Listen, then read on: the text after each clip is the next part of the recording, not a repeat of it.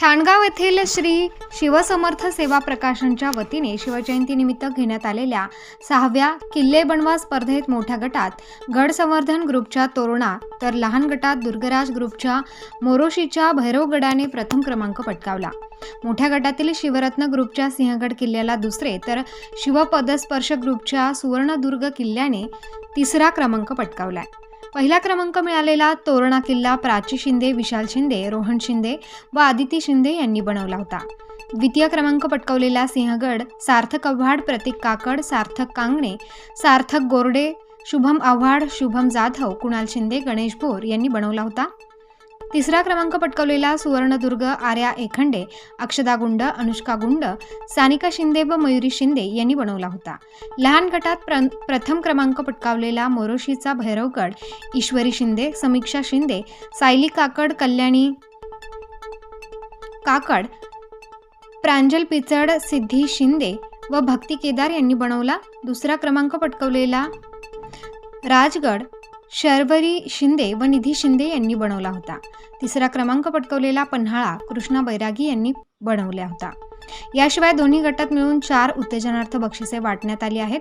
ही बक्षिसे अनुक्रमे मोठ्या गटात दत्तप्रसाद ग्रुपचा सज्जनगड, छत्रपती ग्रुपचा प्रतापगड, शिवप्रतिष्ठान ग्रुपचा अजिंक्य तारा तर लहान गटात शिवसमर्थ ग्रुपने पटकावला। बनवलेल्या किल्ल्यांची उत्कृष्ट माहिती देणाऱ्या अनुष्का शिंदे, आर्या एखंडे व शुभम जाधव यांचा विशेष पारितोषिके देऊन गौरव करण्यात आला।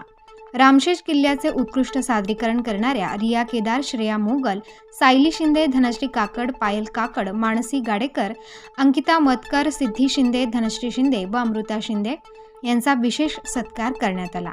किल्ले बनवा स्पर्धेत एकूण 43 किल्ले बनवले गेले होते व त्यात 185 विद्यार्थ्यांनी सहभाग घेतला होता।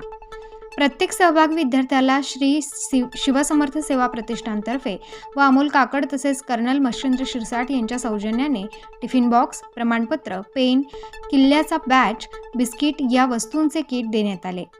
ठाणगाव येथील पुरा भोर विद्यालयाच्या प्रांगणात झालेल्या या कार्यक्रमात मुख्याध्यापक पगारे, जिल्हा परिषद सदस्या वनिता शिंदे, नलिनी काकड, अविनाश आव्हाड, युवा नेते प्रतीक शिंदे, रामदास भोर, उपसरपंच विलास मोरे यांच्या हस्ते पुरस्कारांचे वितरण करण्यात आले। कार्यक्रमाचे सूत्रसंचालन अशोक कचरे तर प्रास्ताविक रेणुका काळे यांनी केले। उपस्थित विद्यार्थ्यांना मार्गदर्शन अंकुर काळे यांनी केले। किल्ल्यांचे परीक्षण पुणे येथील इतिहास अभ्यासक संतोष जाधव व कोल्हापूर येथील दुर्ग अभ्यासक शिवप्रसाद शिवाळे यांच्यासह अंकुर काळे व रेणुका काळे यांनी केले। मुलांनी किल्ले अतिशय सुंदर व हुबेहूब बनवले होते। तसेच किल्ल्यांच्या माहितीचे संकलन देखील अतिशय उत्तम केले होते। अशा उपक्रमांमुळे ग्रामीण भागातील मुलांमध्ये मराठ्यांच्या इतिहासाला उजाळा मिळेल असे प्रतिपादन पुणे येथील इतिहास अभ्यासक संतोष जाधव यांनी केले। पुस्तक प्रकाशन करत असतो आणि हे प्रकाशन करत असताना आम्हाला ट्रेकिंगची देखील आवड आहे। ज्यावेळेस आम्ही किल्ले वटकंतीला जायचो दिवाळीच्या सुट्ट्यांमध्ये, त्यावेळेस बघायचो की बऱ्याच मुलांच्या अंगणामध्ये किल्ले बनवलेले असायचे। अतिशय सुंदर ती मुलं किल्ला बनवायची दिवाळीमध्ये। मग आमच्या मनात आलं की आपल्या ठाणगावमध्ये हे का होत नाही, आपल्या ठाणगावची मुलं किल्ला का बनवत नाही। तर यासाठी आम्ही ही स्पर्धा सुरू केलेली आहे। आणि ही स्पर्धा सुरू करताना आमच्या असं लक्षात आलं की सुरुवातीला पालक देखील या स्पर्धेसाठी मुलांना नकार देत होते की भाग घेऊ नका, तुमचा अभ्यास बुडतो, तुमचे हात चिखलाने भरतात, थंडीमध्ये उकळतात।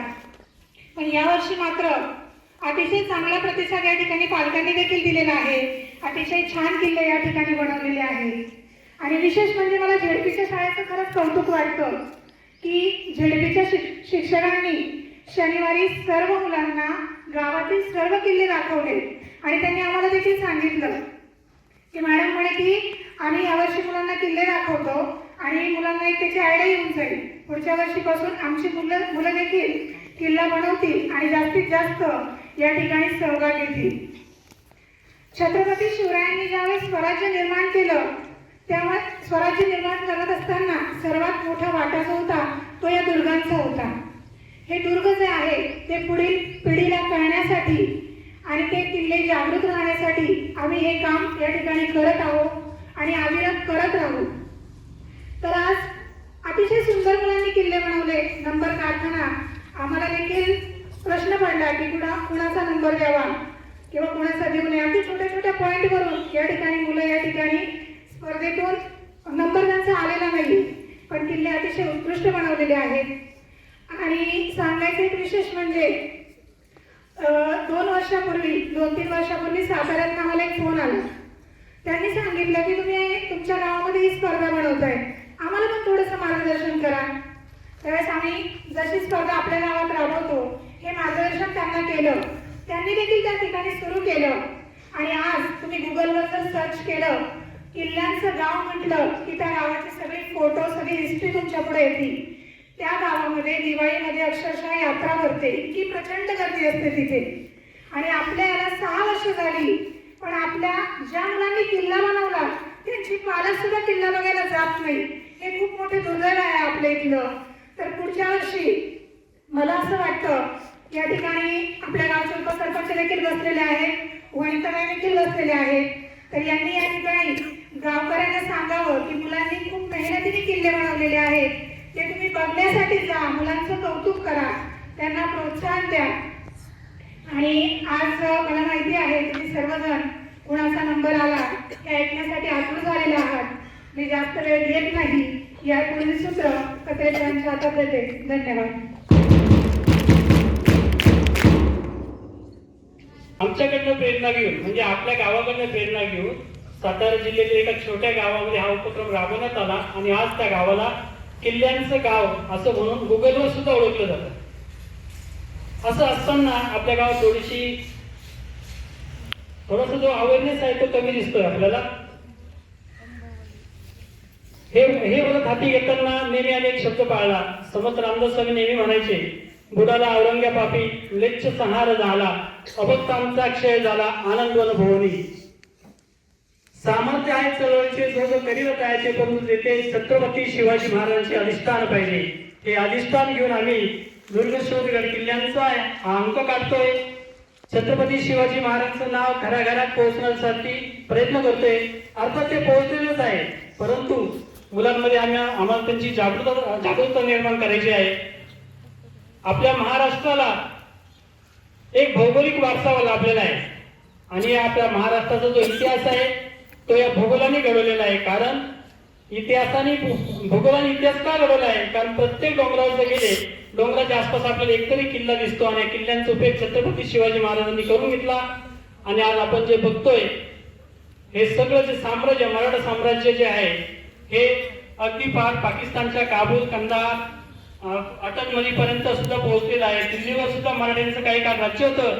हे सगळं छत्रपतींमुळे झालं. म्हणून मला मध्यंतरी काही मुलं विचारायला आली की छत्रपती म्हणजे काय, धर्मवीर म्हणजे काय. मला सांगायला त्यांना म्हणजे तुम्हाला धर्मवीर माहिती नाही, तुम्हाला छत्रपती माहिती नाही. अरे छत्रपती म्हणजे ज्या शिवाजी महाराज छत्र आपल्या डोक्यावर घेतलेलं आहे, मी जोपर्यंत जिवंत आहे तोपर्यंत तुम्हाला कुठल्याही गोष्टीची कमतरता पडू देणार नाही. हे छत्र मी तुमच्या दिलेलं आहे, तो छत्रपती. हे छत्रपती शिवाजी महाराजांनी आपल्या छत्रपती शिवाजी महाराज त्यासाठी छत्रपती झालेले आहेत. त्यांना काही डोरमार करायचं नव्हता, त्यांना काही फिरण्यासाठी करायचं नव्हतं, त्यांना काही मजा करायची नव्हती. धर्मवीर, ज्या वेळेला आपण छत्रपती संभाजी महाराजांचं जीवनचरित्र वाचतो किंवा ज्यावेळेला आपण ते छत्रपती संभाजी महाराज जीवनचरित्र बघतो त्यावेळेला एक गोष्ट लक्षात येते की छत्रपती संभाजी महाराजांचे 40 दिवस जे हाल सोसले ना, ते हाल आपल्यासाठी एक सुई जर टोचली तर आपल्याला इतका त्रास होतो. आणि छत्रपती संभाजी महाराजांनी जो काही त्रास सोसलेला आहे तो केवळ 40 दिवस केवळ अशा यासाठी वापरला कारण त्यांना प्रत्येक क्षणाक्षणाला त्यांना जो त्रास झालेला आहे तो छत्रपती संभाजी महाराज तो सहन केलेला आहे. कोणता आपण धर्म सोडलेला नाही, म्हणून त्यांना आपण धर्मवीर हे म्हटलंच पाहिजे. यापुढे आता हा अर्थात आजचा विषय नाहीये, परंतु काय छत्रपती संभाजी महाराज, छत्रपती शिवाजी महाराज हे आपली दैवत आहेत आणि या दैवतांचा आदर आपण सर्वांनी करायला शिकलं पाहिजे. म्हणून मला या ठिकाणी थोडं सांगायचं वाटलं. आता आपण मूळ मुद्द्याकडे येऊया. श्री शिवसमर्थ सेवा प्रकाशन आयोजित यावर्षी स्टार न्यूजसाठी सिन्नरहून ज्ञानेश्वर शिरसाट.